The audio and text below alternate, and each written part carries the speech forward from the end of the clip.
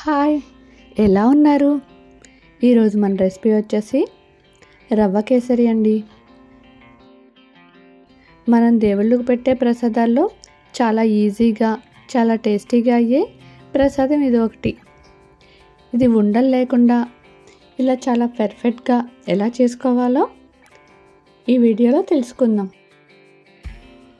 ఇలాంటి food colours వాడకుండా ఈ ప్రసాదాన్ని ప్రిపేర్ చేశానండి. గుళ్ళో పెట్టే ప్రసాదానికి ఏమాత్రం తీసిపోదు, టేస్ట్ చాలా బాగా వస్తుందండి. వంట రాని వాళ్ళు కూడా ఈజీగా చేసే ప్రసాదం ఇది. ఈ ప్రసాదాన్ని ఉండలు లేకుండా ఎలా ప్రిపేర్ చేయాలో చూద్దామా మరి? ఈ ప్రసాదంలోకి డ్రై ఫ్రూట్స్ ఎక్కువగా ఉంటే టేస్ట్ చాలా బాగుంటుందండి. కాజు, బాదం, కిస్మిస్ తీసుకున్నాను. అలాగే 1 కప్పు రవ్వ కూడా తీసుకున్నాను. ఈ ప్రసాదం ప్రిపేర్ చేయడానికి ఇలా వెడల్పాటి గిన్నె అయితే ఉండలు లేకుండా వస్తుందండి. స్టవ్ ఆన్ చేసుకుని ఇలా వెడల్పాటి గిన్నె పెట్టుకుని దానిలోకి 4 టేబుల్ స్పూన్ నెయ్యి యాడ్ చేసుకున్నానండి. కరెక్ట్గా కొలతతో చెప్పాలంటే మనం రవ్వ తీసుకున్న కప్పుతో 1/2 కప్పు నెయ్యి యాడ్ చేసుకోవాలండి. నెయ్యి ఎంత ఎక్కువ ఉంటే టేస్ట్ అంత బాగుంటుందండి. అలాగే త్వరగా గట్టి పడిపోకుండా కూడా ఉంటుంది. మనం తీసుకున్న కాజు, బాదంని ఈ నెయ్యిలో వేసుకుని ఫ్రై చేసుకుందాము. మంటని మీడియం ఫ్లేమ్లో పెట్టి ఫ్రై చేయండి, లేదంటే డ్రై ఫ్రూట్స్ త్వరగా మాడిపోతాయి. ఇవి కాస్త దోరగా వేగాక కిస్మిస్ యాడ్ చేసుకుందాం. కిస్మిస్ ముందే యాడ్ చేసుకుంటే త్వరగా వేగిపోతాయండి. కిస్మిస్ లాస్ట్లో యాడ్ చేసుకుంటే సరిపోతుంది. ఇప్పుడు డ్రై ఫ్రూట్స్ అన్నీ బాగా వేగాయి కదా. కాజు చూడండి గోల్డెన్ బ్రౌన్ కలర్ వచ్చింది కదా. వీటన్నిటిని సెపరేట్ చేసుకుని ఒక బౌల్లోకి తీసుకోవాలి. ఇప్పుడు అదే నెయ్యిలో ఈ రవ్వని నెయ్యిలో వేసి బాగా ఫ్రై చేసుకోవాలి. ఇలా రవ్వ ఫ్రై చేయడం వల్ల టేస్ట్ చాలా బాగా వస్తుందండి. అలాగే రవ్వ వేగి పొడి పొడిగా ఉంటుంది కాబట్టి మనకి త్వరగా ఉండలు కూడా కట్టకుండా ఉంటుంది. చూడండి రవ్వ లైట్ గోల్డెన్ బ్రౌన్ కలర్ వచ్చే వరకు ఇలా ఫ్రై చేసుకోవాలి.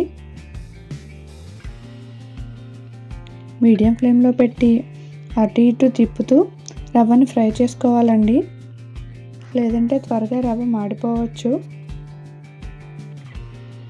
ఇప్పుడు మనం ఒక బౌల్లోకి ఏ కప్పుతో అయితే రవ్వ తీసుకున్నామో అదే కప్పుతో 4 కప్పుల వాటర్ని తీసుకుని బాయిల్ చేసుకుందాము.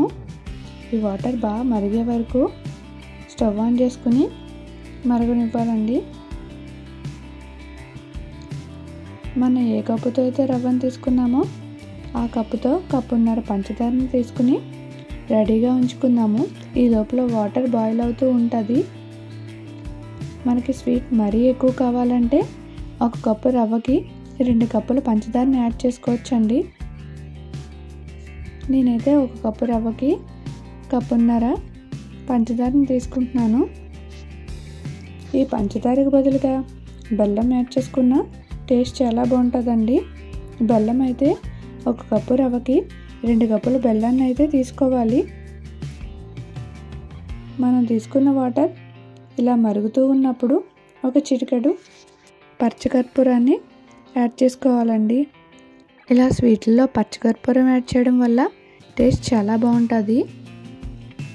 1/2 టేబుల్ స్పూన్ యాలకుల పొడి కూడా యాడ్ చేసుకున్నాను. ఈ వాటర్ ఇలా మరుగుతూ ఉంటుంది కదా.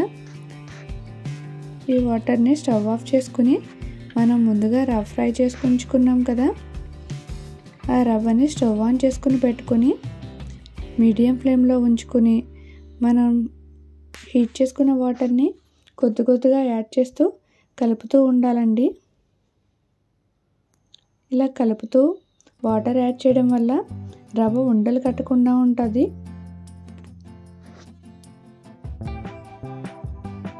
మనం తీసుకున్న మొత్తం వాటర్ని ఇప్పుడు యాడ్ చేసేసుకుందాము.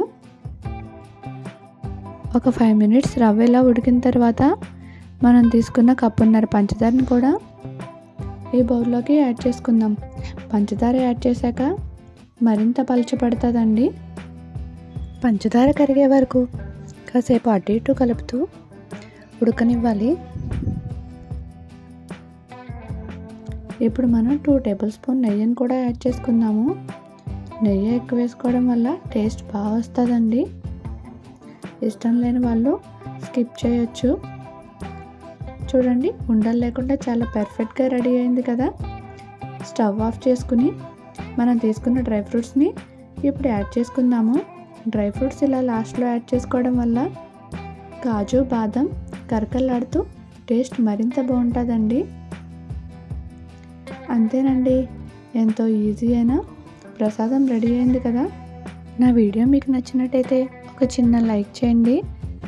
మీ ఫ్రెండ్స్ అండ్ రిలేటివ్స్కి షేర్ చేయండి. నా ఛానల్ ఇంకా సబ్స్క్రైబ్ చేసుకోకపోతే సబ్స్క్రైబ్ చేసుకోండి.